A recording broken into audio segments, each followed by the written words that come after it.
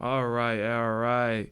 Welcome back to the Value Menu podcast where value is given at no expense to you. This is going to be a special one today. We got a lot to talk about, a lot to unpack. We got a special guest with us today. Can you introduce yourself for the people, man?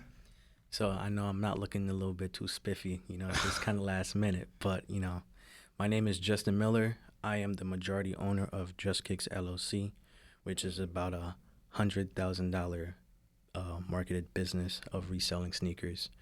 We try to provide value to the customers by giving them information and also providing them with the fire kicks that they like at the same time. So that's basically a little bit about me. Okay.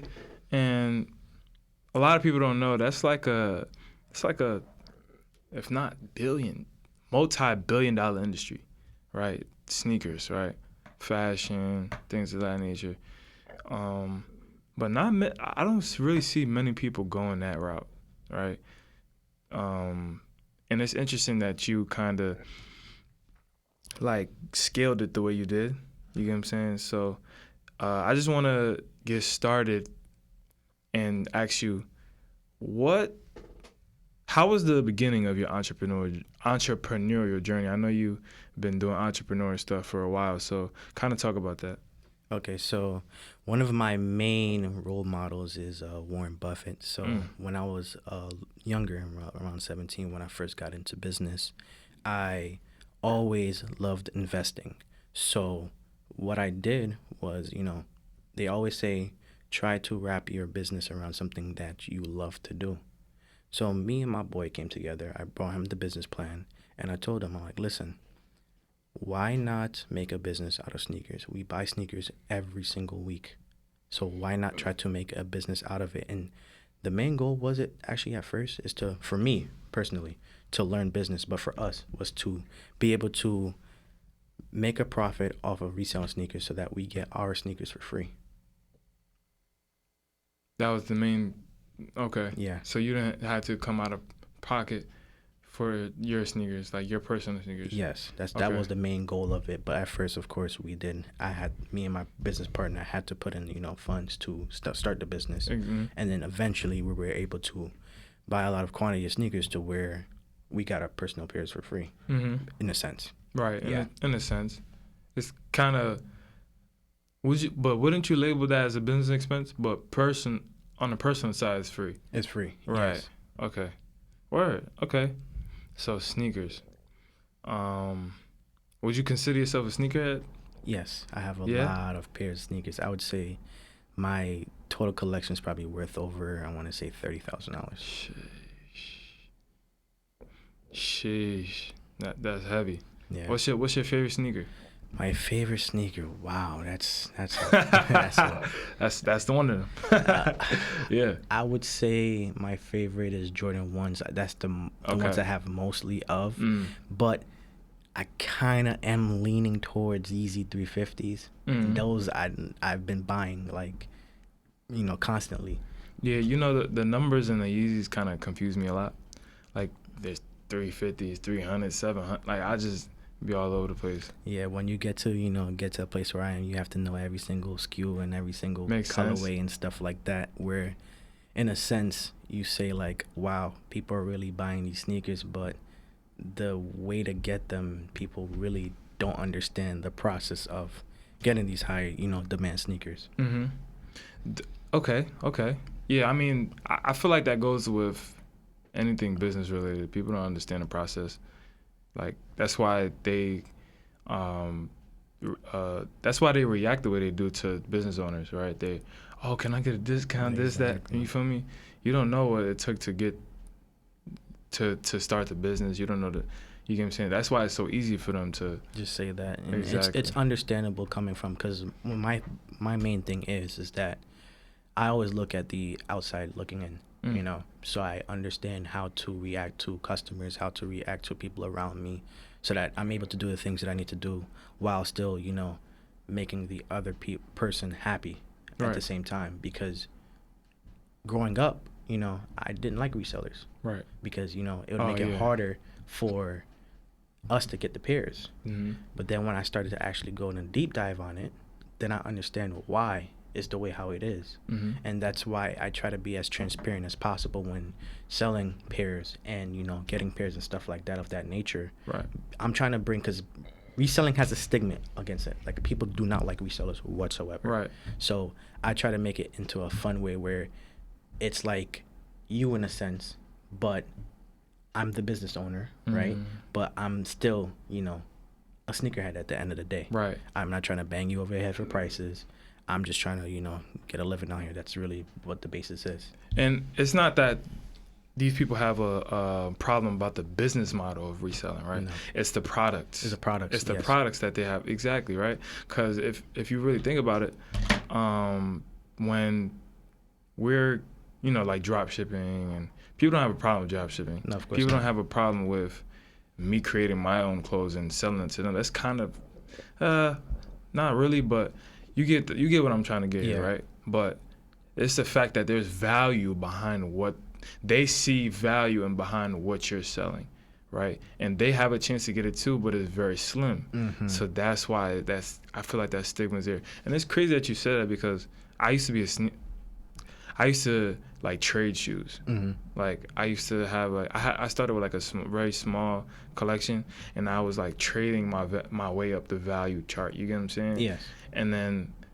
I just ended up with a huge collection out of nowhere, and then I kind of just stopped out of nowhere. But I see what you're saying, because I hated resellers. Mm-hmm. I was on the same boat. It made it absolutely impossible to get the shoes I wanted, the actual shoes I wanted, right? So, talk about how does it feel like being that now? Now, seeing, you know, myself as a reseller, like I said, I understand the reseller's point of view, and from the outside looking in, I used to see how certain resellers would act towards getting pairs, and I'm like, I don't want to be that, you know? So I would go a little bit like this. So I get my pairs usually from sneaker botting online. That's where I learned how to bot and to be able to get pairs online. That was my main focus of, you know, getting pairs. Mm-hmm. But then when the bottings stopped a little bit, or, you know, because the botting scene changes like literally every week. So if you're not on top of it, you're going to be left behind. Right. So now we went into the in-store. So I told my business partner, you know, who was a manager at the time at a sneaker store, I said, listen, we're going to do it a little bit different from these resellers. We're going to make it fair for everyone. You know what I'm saying? Whatever people do not pick up is what we will buy. So if there were employees in the store that wanted sneakers or whatever have you, we would purchase them after they got their pairs. And especially when going to other stores, like trying to talk to managers and stuff of that sense, you know, certain resellers, they're, for, you know, lack of term, they beast, you know, they pressure the managers to give them pairs, and if they don't get pairs, they want to call corporate and stuff like that. I told them, literally, this is my end game. I want to get a pair of sneakers, right? There's a lot of stores, you know, around the area. If you can get it from me, then that's fine. It's cool. Whatever you can get from me, that's fine. I can find other avenues to get sneakers. There's also, you know, other sellers out there that I can buy for a certain price that it makes sense for the business and resell at that time too. So I don't try to beast anyone for pairs. It's, if you can, I definitely have no problem of buying it from you. You know what I'm saying? Okay. I like that ideology, making it fair for everybody, right?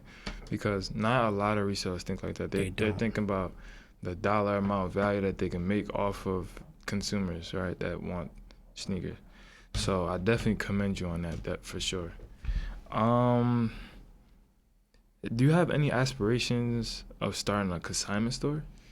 So with the consignment store now, I don't know if you guys seen what happened during the pandemic, but that's put a halt on a lot of stores of physical stores. So what I told my business partner is that let's try to make the brand very trustable online.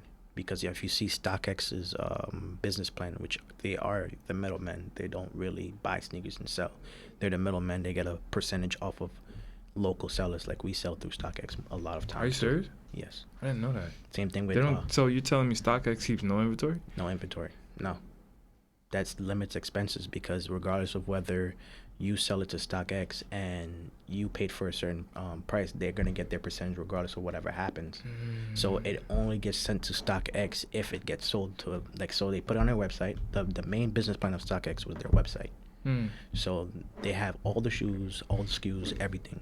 You see the price. You as a seller puts up the price. The buyer sets a bid price that they would want to pay for the sneaker. If they want to pay your price right now, they'll pay it, or they put in their bid, and maybe the seller might sell it for that price if it makes sense for them. But regardless of the situation, StockX takes a fee off that transaction. That's the beautiful thing about being a middleman, right? Yeah. You take little risk, but you have High reward. crazy potential. Like if you can maximize the amount of sellers and buyers somehow on the back end, your income potential can keep growing. Yes, right? same thing with, I would say, StockX does the same thing. Flight Club does the same thing. Flight Club? Flight Club, yes, they do the same thing. Are you serious? But Yes. isn't there a Flight Club store? Yes. So how does that work? So now, they built it off of in-store, right? But the inventory is not supplied through the company itself. It's supplied through the consigners that go to the store and give them the pairs. So how does that work? Like, do they purchase them wholesale from the No, consigners? How no. does it work? So what happens is they have the infrastructure already. They have the store, they have the clientele, they have the location. Yeah. You as a consigner would bring your pairs that you took your time to buy, bring it to the store. It sits in their store, as you know, they're really the marketing, agency of it. And it's in their store. Once it sells for the prices that, they allow, they take a 20% cut off the top. And that's not what you paid for a sneaker. That's like included in what you sell it for. So say if you bought a sneaker for $200, it sells for $300. They're taking 20% off that $300, even though you bought it for $200. No way. Yeah. So you can potentially lose money on the sale if you don't sell for the right price. Wait. So they don't take percentage on the profit. They take percentage off the value. Yes. Oh nah. Off gross. Oh no, that's crazy. Off gross. Yes. Oh my God. How does that business model work? So the thing is that usually with Flight Club, because they're in New York, same thing. Stadium Goods is also another one. Oh wow. They have a high ticket clientele. So something on StockX that would be $230 might be $300, $400 on Stadium Goods or Flight Club. So they can sell it higher than what it is. So that's why the sellers don't have no problem consigning with those stores, because the profit margin that you would get from StockX or Gold, you can probably double or triple it selling it through Flight Club or Stadium Goods. People still buy from Flight Club. As when I was growing up doing the trading stuff, I never thought to buy from Flight Club. I just thought all their prices were like inflated. But they probably do have a customer base. But like I wonder who. I wonder like there's no people like you buying from Flight Club. Yes and no. So say if somebody really wants a sneaker and they don't want to wait, it's in store already. Like see with StockX and Gold's business models, you have to wait for them to ship it to you.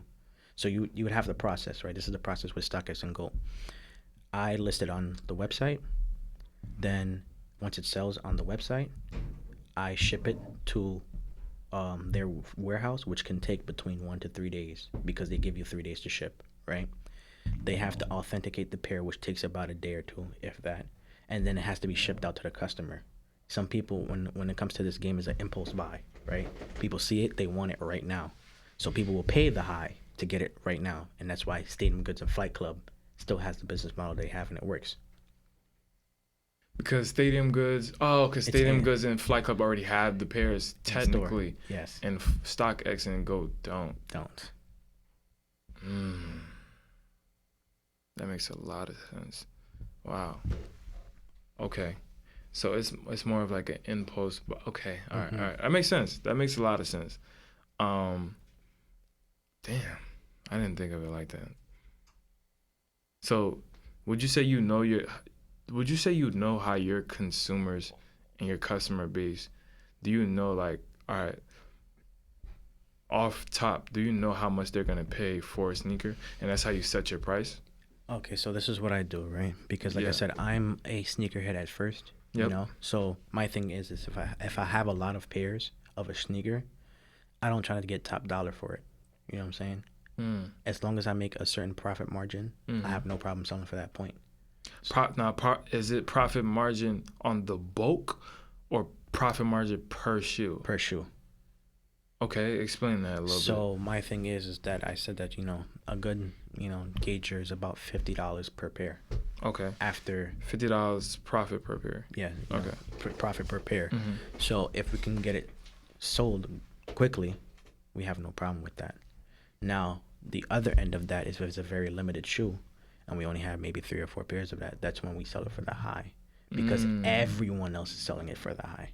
Right. So there's no way that we're going to take a, say, $200-$300 cut when other avenues are selling it for that price. We have the same shoe.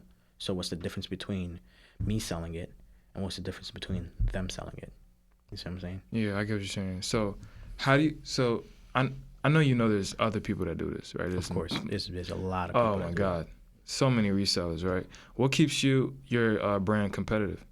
I would say the transparency, the trying to solve the customer's problem as fast as possible. Yeah. That's what, we try to, market off like Amazon's business, where Amazon's business is not really, the products. It's the convenience to the customer. Yeah. It's the fact that they can get you your product at the same day or even the next day. You can buy it, today and have it in your front porch by, tomorrow. Mm-hmm. So our business plan was we got the shoes in the release day and sell them the same day. We could be out until 2 o'clock, 3 o'clock in the morning, and we would deliver to the customer all of them. That's crazy. I like that model though. That makes a lot of sense. So if somebody wanted to start a sneaker reselling business, walk them through the process and what they would have to like go through to like kind of start and what they would look out for. Okay, so I would say this, right? If you want to take reselling very seriously and, start off at a good foot, get your credit in order. Personal credit, get that in order. Yeah, that was my next question. Yeah. Go crazy.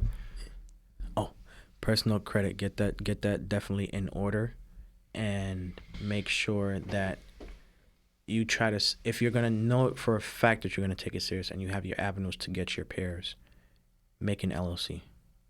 It costs not even $100 to do that. Make an LLC makes everything easier. From my experience, what I did first is test the market out first and then LLC'd, which I wish I didn't do because it made things a little bit harder, but not a lot. But I would say for anybody starting out to definitely LLC and then walk into the process and start off small. Do not go big. Why do you say that? Because you want to test certain things out first. So you want to test how long it takes you to get a shoe, the avenues you can get the shoe, how fast the shoe sells, stuff of that nature. You know what I'm saying? Before they start, should they have a supplier, whatever that is? No. I don't know how that process works. Like I said, with sneakers, is really touch and go with you getting the pairs. Just do your research on how you would get the pairs. So say for Nikes or Jordans, you have a sneakers account, which is an app, or a Nike account. You have your accounts through Foot Locker, Finish Line, Foot Action. Well, Foot Action's not a thing anymore, but really? It's not. They changed it into Foot Locker and Champs now. There's no more Foot Action or Eastbay. So back then when we were doing it, it was 4 different avenues. So Eastbay's gone too? Eastbay's gone too, yes. Oh, wow. Mm-hmm. They just merged everything as Foot Locker and Champs. That's the only 2 platforms they had. Did they acquire those companies? No, so Foot Locker is the base, right? Foot Locker Incorporated is the base. Yeah. They branched off into Champs, Foot Action, and Eastbay. Oh. Yeah. Okay. Yeah. So Foot Locker just said, you know what? Let's just close down the Foot Action stores and make them into bigger Champs or bigger Foot Lockers. Yeah. Eastbay has stores? I never seen an Eastbay store. No, so Eastbay didn't have store. Eastbay was mostly online. Online? Yes. Okay. They did have one store, but that was in Pennsylvania, but I honestly don't even know if that was true. Okay. Okay. Now, you told them what they should do before they get started, right? Mm-hmm. Now, which method of acquiring the actual sneakers do you prefer the most and why? Okay, so Most people always say that, start off with used sneakers and then resell, right? Because they're usually is a lower price for them. You can clean them up and make them a higher value because people will buy sneakers used. There's a market for it, of course. But from my end, I feel like it's easier to sell newer sneakers. They're harder to get, but they sell faster, and you can sell it to more avenues. So I would say start off with, I would say Nike Dunk low. It's a really low investment quality shoe, but you can get easily profit off it, and they sell thousands of them a day. So start off with Nike Dunks. They're $100. You can easily make between $150 to $200. I would say $50 to $100 profit off of that one pair, and then just keep reinvesting after that. Okay. Now, do you sell clothes too? Because I know most resellers, they sell the Bapes, the Supremes, and Off-White. So I would say that I do not currently sell clothes because that's not a market that I'm too fond with, so I don't dabble into those things. But in the future, when we, eventually do open up the consignment stores and stuff like that, we definitely will be putting out clothing and stuff of that nature. What kind of clothes, like already established clothing? Yeah, like Supreme, Bape, Now, are those type of clothings valued at the same metric as shoes? Because I know from experience, right? So for me, I'm very frugal, right? And I'll go to multiple sneaker stores. I already know what kind of sneaker I want, right? And I'll see which store has the lowest price, right? And if I could kind of knock it down just a little bit, not too crazy, right? Yeah. But I noticed that, like, on the clothes side of things, there's always a gap, a really big gap sometimes. Well, look at probably the cost price of Louis Vuitton, of how they produce their products, and look at the high end of how much profit they're getting per item. But isn't that different, though? No, because when it comes to clothing, the brand is what brings in the value to the customer. So Hermes, Ferragamo, all those high ticket brands, they definitely, the price that they make the product for, they sell it for the extreme high, but that's because of the value of the brand, what's the status that the brand brings. You know what I'm saying? But I don't see many people reselling Louis, Gucci. No, they don't. But there's certain Louis Vuitton and Gucci things that you can't sell because they're very limited. So certain things that have a season, or a collaboration are things you can sell. Okay. So if you can walk into the I would say the basis of everything, if you are able to walk in the store and buy it, that has no value. Now, if you can walk into a store and you don't see it, now that brings some type of value because you can't get it anywhere else. So there's probably a very minuscule amount of sellers that have that item. So you have to pay a higher price for those things. I would say this. There was a Supreme and Louis Vuitton collab, right? So they have literally a duffel bag, right? I want to say the duffel bag costs about $2,000. They're reselling for maybe about $10,000. You know what I'm saying? And that bag you're not getting anywhere.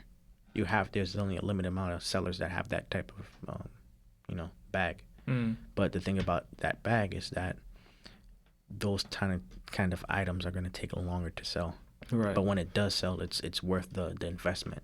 Mm-hmm. Same thing with Supreme. Supreme literally has shirts that they sell retail for like $50, but they end up selling for between $350 to $500 in a certain size because the demand is there of what the value of the brand brings. Right.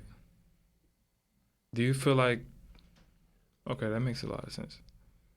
Obviously, the demand for, like, these type of shoes is greater than the clothes.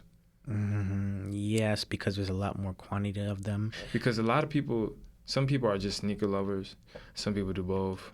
But I don't know. You probably know more than me on that aspect. I would say when it comes to sneakers, there's a lot more sneakerheads than there is people that like clothes and fashion. Like this. Because put it like this, you won't see somebody that's wearing high-end clothes and not wearing high-end sneakers at the same time. So repeat that one more time. So you won't see a person that's wearing high-end clothes and not wearing high-end shoes at the same time. I beg to differ. I've seen that plenty of times. Yeah, but like on the bigger scale of things, like say the how do I say the celebrities, the Oh you yes, know what I'm saying? absolutely. And I would say this. I don't see somebody that's wearing a Supreme Louis Vuitton collab jacket and not having the shoes to match with it. Hmm. On the celebrity side, influencer side, Or just regular people in general. Yes. do you think that's a smart thing to do and bet like financial literacy wise? No, Okay. whatsoever. Because there are different avenues. I would say this, like when I say delayed gratification, you get the gratification of getting the pair, whatever have you, or the clothes that you want. But in the end, what is the clothes really doing for you? What if somebody's like a really big sneaker like this is what genuinely makes them happy? Then that's fine. Whatever makes you happy, you go out and do it. But there's also pros and cons to everything that you do. Right. So you choose to buy the sneakers, but if you don't have the capital to keep up with it and you need to do other things in your life that sneakers can't provide, then you just made the wrong choice. Right. You should do only things that with your leisure as you can. Okay. As your how to say your income provides. Now, you sell sneakers, right? Yes. Do you? I'm gonna go into a short little segue. Do you also? Because I don't really see a lot of people do this. Mm-hmm. Do you also educate your customers in any way? Yes. Okay, go on Yes. a little bit on that. So I tell the customers usually, why prices are the way they are. I tell them how to get the sneakers. Because if you guys see, it's just kicks on TikTok. I usually go over how to get sneakers because my thing is, I'm a sneakerhead at first. So if you can't get it through your own means, which I will teach you how to do it on your own means, then you buy it through us. That's my philosophy on that.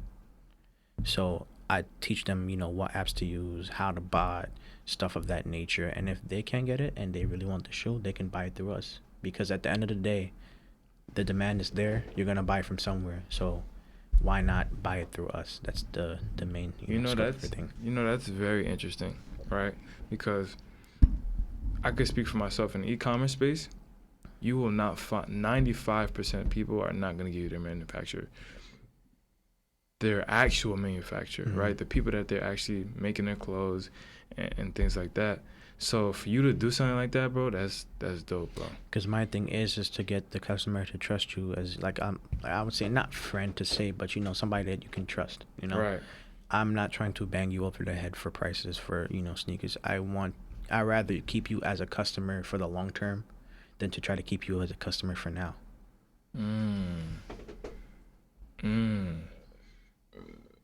Because at the end of the day, say if you have 5 customers that paid a high price, but they look at other places and they be like, damn, he really charged me a lot. I'm not going back to him. Mm-hmm. Now you just lost out on 5 customers, which you could have had if you just lowered the price 20%. They would have kept coming to you. Customer retention. Exactly. That's a gem. That's a gem right there. I feel like that's strategy or kind of like principle of like just retaining customers got to be in like almost everybody's business model because you just, I mean, Louis Vuitton, Gucci, designer, right? Those are one of one piece. Like that's one of one, right? You don't have different stores selling their, other than like Nordstrom, but Neiman Marcus and stuff right, like that. but they already sold those items to them, right? So that's why they can either discount it or whatever the case is, but you're still technically buying from Louis Vuitton. Exactly. Right, just they're getting that money regardless. Exactly. Right? So that's definitely a gem, bro. So all right, we stopped at. What did we stop at? So how do you pick so all right, so you told the people, right, where to go to buy sneakers, Mm-hmm. how to start, whatever, and stuff like that. Mm-hmm. So now I'm new to the game, right? Mm-hmm. What do I buy? What shoe do I buy? There's so many pairs of sneakers. I know you said Dunks, right, to just get in the game, but like what would you go for if you want like if you all right, so I'm not that new, but I know a little bit. Okay. And I want the $50 to $100 profits. Mm-hmm. What's that first sneaker you go for? Like I said, the Dunk is the lowest priced shoe that you can get and easily sell. They sell thousands of them literally every single day in multiple sizes. Mm-hmm. So the Dunk is definitely one. I would say another one is the Yeezy Slides, but they're kind of dying out right now because of the way how Yeezy brand is producing them at a high quantity. Before it used to be one-offs, so it would be like one color, 1 month. They won't release that color again for like another 2-3 years. Mm-hmm. You know what I'm saying? But now they're restocking them at a high quantity. Same thing with Dunks. Dunks, they used to, do one-offs and then restock them like a year or two after that. And anything right now that's under, I want to say 150 is a good profit margin shoe. So like Dunks, foam runners are a really great profit margin shoe, because those things literally buy for like $90 or $98 with shipping when you buy from Easy Supply, and they sell for upwards up to $150 to almost $300. So, and you can buy a lot of quantity of them and make a lot of money, right there and then. Same thing with Jordan 1 lows. They're about $120, $130, about that. And then grade school shoes. Grade school Jordan 1 lows.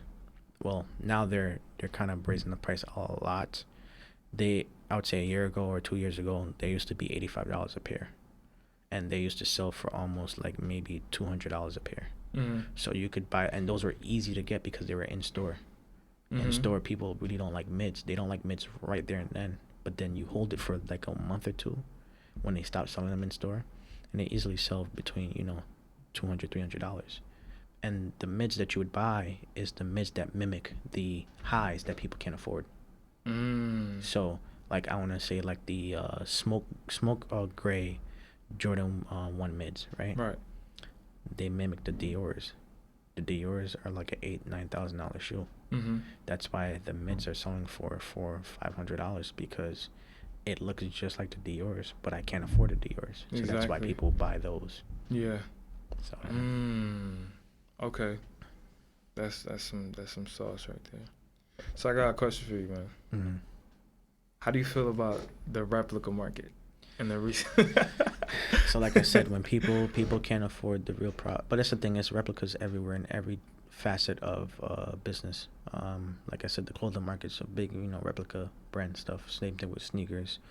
Like I said, do whatever makes you feel happy at the end of the day. Mm-hmm. If you buy replicas, that's you.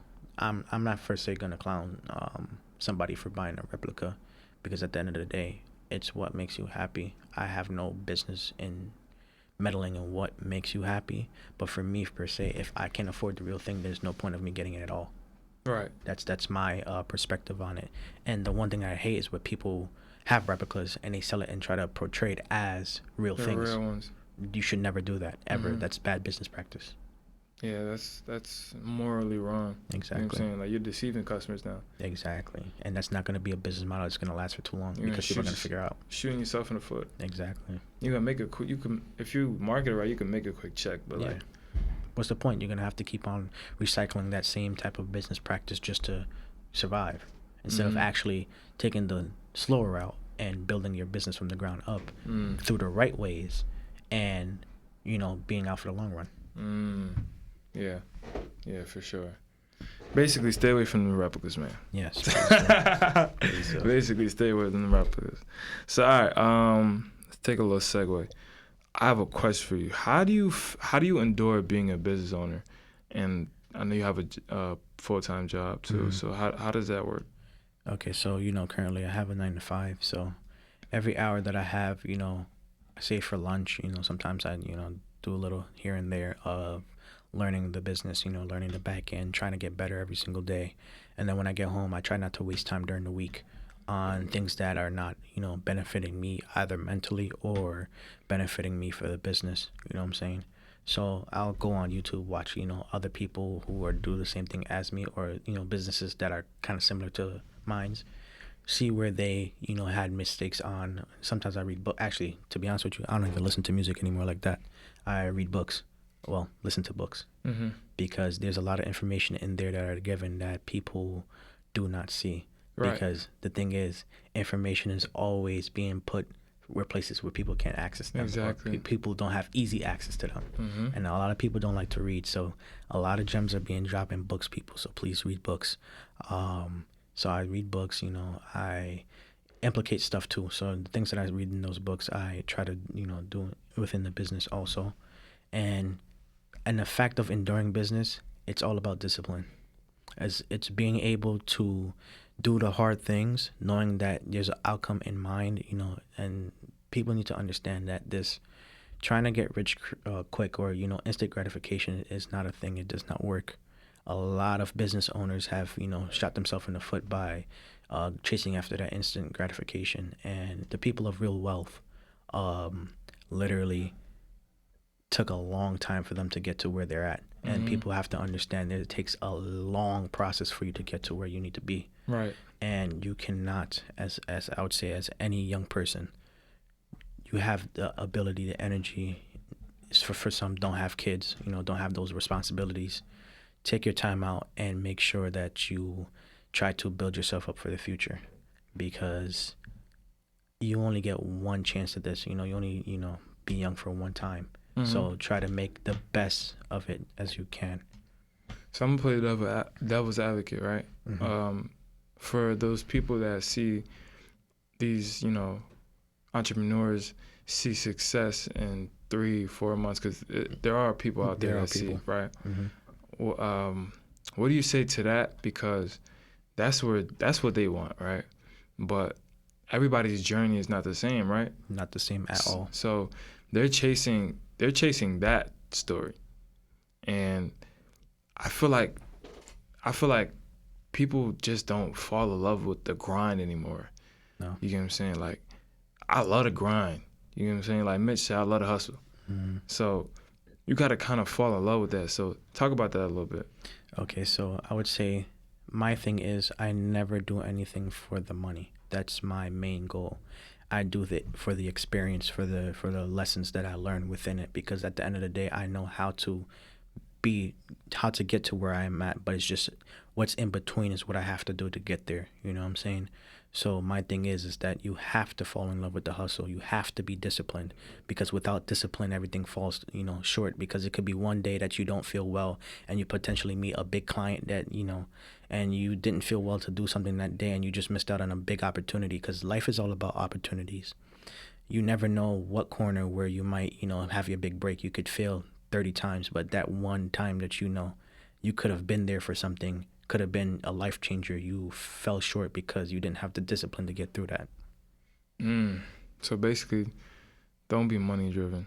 No. Because a wise man once said, people who chase money are broke.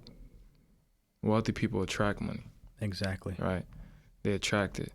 And the way that they attract it is constant determination and grinding and beating on your craft every single day until you got none left. Because I would say this, right? And this is a very, you know, good analogy. Most people work for their money. The people that's wealthy and successful, the money works for them. Because people always say that, you know, oh, I'm chasing the money, I'm chasing the money, I'm chasing the money. What? When are you gonna stop chasing it? Exactly. When is it gonna start? When is it gonna be time for the money to turn around and chase you? Exactly. And money chases things that are valued. When everything in life, right? I would say this. If you are a person that brings value to someone or brings value to people of the world, if you ever seen Amazon, Apple, all those things, they get the high prices and the high profit margins because they provide a astronomical value to the world. You know what I'm saying?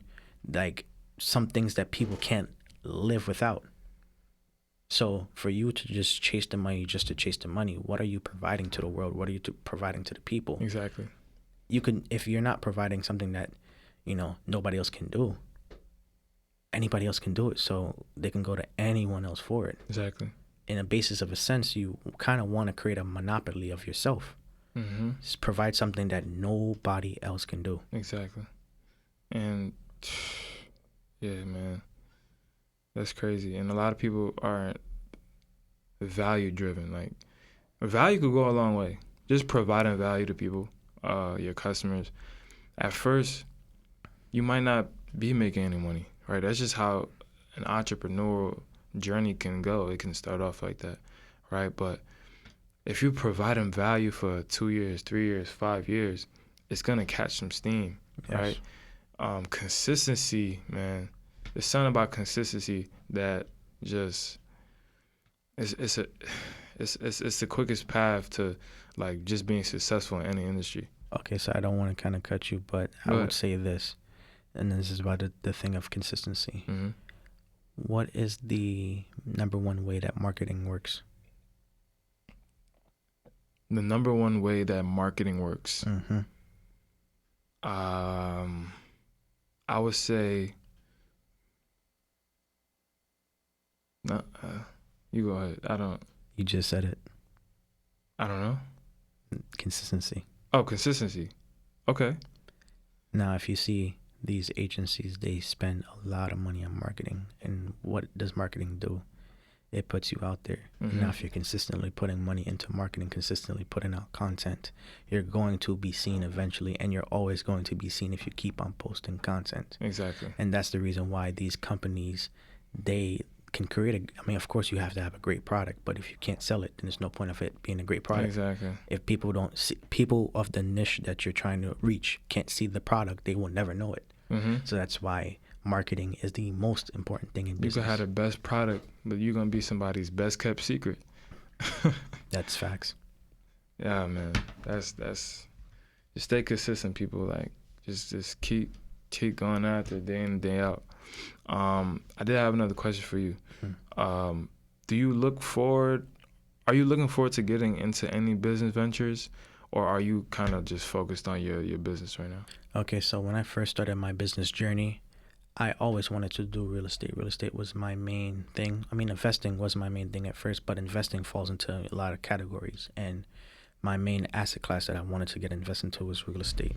Now, what I figured out is that to actually, get a full, blow of steam of real estate while, again, working a job and stuff like that, still having a secure background of being able to fund those things, is that you have to have a lot of capital. Mm-hmm. And my thing is that starting a sneaker business was easy. Mm-hmm. Because we already have sneakers. We get sneakers at a, higher clip. Now, taking the sacrifices of sometimes not getting your personal pair, but to sell it was my main goal. Mm-hmm. And if I can run a business properly, then I can transfer those same type of talents and skills to a real estate, marketing firm or whatever, mm-hmm. and be able to run that without, any hiccups or issues. Of course, there's going to be hiccups and issues around the way, but stuff that, this was foreseen, I still be able to put it towards the real estate business, mm-hmm. and do well with it. The stuff that works from the business now should work with, real estate. That's what. So what kind of real estate were you trying to get into? Because there's some ways to get into real estate where you don't have to put any cash down. That is true, but I would say this, it has a lot of work that's built in back of it, right? And to be really successful in doing something like that with no money, first you have to have credit, right? Or you have to have a lot of time. Mm-hmm. So it's either one or the or capital. Yep. You know what I'm saying? Mm-hmm. So my thing is to, get a profit and get, save up some money from, the one business and transfer it to the other. So the money would ultimately just be working for me, mm-hmm. at the end of the day, because my main thing with real estate is renting. So you want to be a landlord? Okay. Yeah. Renting, and then once the house value goes up, sell. Okay. Yes. Okay. That's dope, bro. I like that for real. Okay. So real estate. So what other ways are you investing? Right now, I would say, more in towards myself. That's what I'm really investing to. That's the main thing. Because what I figured out about investing through stocks and bonds, because I used to make, a decent amount of change every single month by investing. Yep. Because I would say this, I bought a couple of shares of Netflix and I sold for the high. Okay. You know what I'm saying? Because I seen where the market was going to go with Netflix, which I wish I would have took, a little bit more seriously. But like I said, it's never too late to do something. So now that I know that, I'm going to be doing that later on in my life. Stock market's never going away. Never going away ever. There's highs and lows, and you just got to know when to buy in the low and when to sell, and not to be too greedy.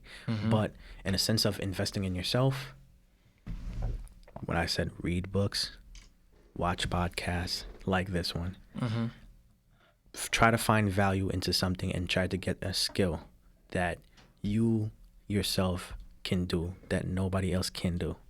You know what I'm saying? Because once you have that value and those skills, you can go to any avenue and do well. Exactly. So like, so for me, right? If I run a successful company, right? Say if I want to, let it automate it and have somebody else run it or whatever have you, I can take what I've done from this business, start another one. You know what I'm saying? And sometimes you don't have to be the owner of a business. You can literally jump on with somebody else. Or buy a business. Or buy a business outright, make it do well, and flip it. And or buy into an already successful business and just make it better. 10x it. Exactly. But there's some things that people don't know. Like when it comes to real estate, yes, you can buy and flip houses. But if you're really good at business, you can go into a business, buy a business, 10x it, and sell it for even 5 to 10 times more than that.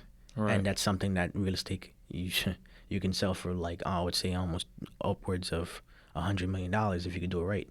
You know what I'm saying? And you would have to acquire a lot of real estate assets to even get to that type of number. Right. So what books would you recommend? Because I know you said books. Okay, so I'm gonna do it in a part of. Give them like 5. 5. Yeah, I'm gonna do it as in different parts of your lifestyle, right? Yeah. So for discipline and to get it done and to get yourself out that rut, I would definitely recommend Can't Hurt Me by David Goggins. Okay. It's a Navy SEAL person who started from literally from scratch. He came through a very bad upbringing and was able to become a SEAL, first in his class, all those things. And he literally goes over everything that he's done to get him where he's at today. That's a really good book for discipline. There's another book called Your Next 5 Moves by Patrick Bet-David. He's the owner of Valuetainment on YouTube. He literally goes over how he started from, he was a refugee at first, you know what I'm saying, came over to America, and he go through all of his steps and phases on how he built a insurance company and sold it for over $250 million. Oh, wow. Yes, and he has a lot more avenues of things that he's going into, but he says, literally, you always have to write out your next 5 moves, because if you don't, you'll just be in limbo. Right. Another one I would say is Rich Dad Poor Dad. For anybody that does not know that book, you have to start with that one. That would open up your mind completely. Like, instead of learning like ABCs in grade school, that should be the book. That should be the book that everybody should be reading. I would say The 9 to 5 Work Week. That's another book right there. It teaches you how to automate your business, things to do, how to run your business efficiently, stuff like that. And number 4, I would say, or number 5, I'm not sure, but 4, 48 Laws of Power. Please read that book. Yes. That is a very, very powerful book. Please. Great read. Take it with a grain of salt, because that book has a lot of secrets in it that you can use to manipulate people. Do not try to manipulate people. Just understand that how not to be manipulated. Okay. That's a lot of sauce. Give him one more. One more? I would say one more book. I would say Atomic Habits. Oh, I love that book. That is the book. Oh, okay. Love that book. I want to give him another book too with that book to read both of them in tandem. Yep. Atomic Habits and The 5 a.m. Club. Those are 2 books in tandem that you do definitely need to read, because with the 5 a.m. Club, it teaches you how to get more hours out your day, and Atomic Habits give you the habits to be able to wake up on time every single day and to go towards your goals. Yeah, I love that book, man. That book taught me a lot. That's a lot of reasons for the way I do things in my business right to this day. I wake up at 5 a.m. I wake up at 6. I get my day started the same every single day. It's like a routine. You know what I'm saying? So. And there's one more book that I want to add to that too. 10X by Grant Cardone. Oh, yeah. Add that to your book, because guess what? Shout out to Grant Cardone, man. Shout out to Grant Cardone, man. He's a really good real estate We're going to investor. get him on here, too. Yeah, definitely. And I will also say this, right? Like I said, I add all those books together and try to do a little bit better, because when 10X means that you try to be better than your competition, and not to say to compete with others, but to compete with yourself every single day. Mm-hmm. So like I said, the 5 a.m. club, this is what people do. They wake up at 5 o'clock. I wake up at 4. You know what I'm saying? Oh. So that's what I try to. Of course, I'm not perfect. I have my days when I wake up late, but I try to wake up at 4 o'clock in the morning, because guess what? There's an extra hour that I have against my competition to do better. So what time you fall asleep? I would say around between 9 or 10 on a good day, but sometimes it'd be like 1 o'clock and I only have 3 hours of sleep. Sometimes you got to sacrifice that sleep to get ahead. Yeah, I would say I only sleep about 5.5, 6 hours at max. Sometimes less. But I always wake up at the same time. That's really I actually get mad when I don't wake up at, like, I wake up at like 6:20, 6:30. I get mad, like, oh yeah. So you know what you do with that, right? And this is what I always say: this, punish yourself in good ways, right? So say if I wake up late, drop down and give me 30, drop down and give me 40. If I wake up 10 minutes, 20 minutes, it's another 10 on top of that. So you get your physical goals in sense. I like that. But it also tells you, like, damn, if I wake up late, I'm going to have to do 50 push-ups. Like, I'm not going to do that. I'm going to wake up early. Yeah. I like that. Damn, man. You give these guys a lot of gems, bro. And I could do a lot more, man, but we have a limited amount of time. Right. We only could get in so much in one episode, right? Just to kind of wrap up, right? What's 5 goals? No. What is some goals that you have for yourself in the next 5 to 10 years? Okay, so for the next 5 years, I would be 29 and 30, because right now I'm 24. I want to reach to be a millionaire by 30, and not to earn $1 million, to have an asset class that's worth $1 million. Okay. You know what I'm saying? And the next 10 years, I want to 10x that. So I want to be, a valuation at 10 million or even $100 million of equity, you know what I'm saying, in different businesses or real estate or investments of such a sort. Okay. So I would say the way that I would get to that is to live below my means and to get above profit on my life and be able to bring in more income to be able to invest in those things. You hear that, guys? Live below your means, please. If you can't afford that Dior bag, put it back. If you can't afford them Louis sneakers, put it back. You don't really need it. And you especially for the people who are out there trying to impress strangers, right? I hate it. Just please live, especially since I don't want to say we're going into a recession, but we're nearing a recession, right? We need to live below our means and invest where it actually makes sense. I would say this, right? If you can't buy 5 of them at that time without hurting your pockets, don't go and buy that. It's not worth it, okay? And also put it like this. The people who are actually wealthy in this world do not show off their wealth. They don't have to, because they already have it. The people who don't have it always try to reach up to that level. Mm-hmm. Don't try to reach up to that level. Actually try to get to that level. Don't portray something that you're not. Be that person that you should be. There you go, ladies and gentlemen. So I just want you to leave the audience with a gem. Nice little gem. Okay. I will say that for anybody aspiring to be successful is don't ever quit. Don't ever let anybody tell you can't do something. And literally try to get 1% better every single day. Because if you can do that for 10 years, you're going to definitely 10x your competition. And your competition is yourself and yourself only. 1% better every day. That's the goal. Yeah, man. I just want to say I appreciate you for coming up here, man, giving these people all these gems, bro. If someone could actually take this episode and watch this whole episode, they could just do great things, you know what I'm saying? Whether they're reselling sneakers, whether they're just starting their entrepreneurship journey, whether they're in any space. You gave a lot of very key, gems to get someone started or even elevate someone who is already an entrepreneur. So I really appreciate you, man. And I would also say this too, that for somebody that's, you know, starting off very small, I would say this because we didn't go over this on the, you know, the beginning of the podcast. Mm-hmm. Our main goal was to hit 10K at the end of the year when we first started. Actually, it was literally during the pandemic, and our 10K gross was our goal. We did 35K in December alone, and throughout those 9 months, we hit 115K, and we only aimed for 10,000. Wow.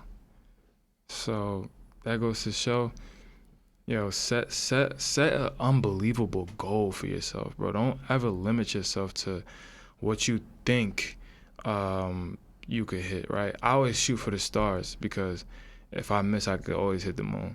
Exactly. Right. So let the people know where they can follow you, bro, where they could find your website, buy some sneakers from you, you know. Okay, so the main sneaker page is it's Just Kicks, so ITSJUSKICKS, because my name is Justin, so Just Kicks, you know. And then you can go on the website at justkicks.com. We have everything up there that we have in inventory, so, you know, come shop with us. And also, I have a financial literacy / motivational Instagram that I just started, which is called Just in the Know, Just Knows on YouTube. And also, we do have a fitness page that it's Just Fit. You know, go follow that too. And yeah, you know, follow my journey and, you know, try to drop some gems from here and there. Yeah, that's dope. Yeah, man, for everybody listening out there, don't forget to like, comment, and subscribe, and also leave us a review. It helps us find more individuals like yourselves. And I just want to say thank you for tuning into the Value Menu podcast, where value is given at no expense to you. I'm your host, Moses Andre. Justin Miller, you know. And we're out, man. Let's get it.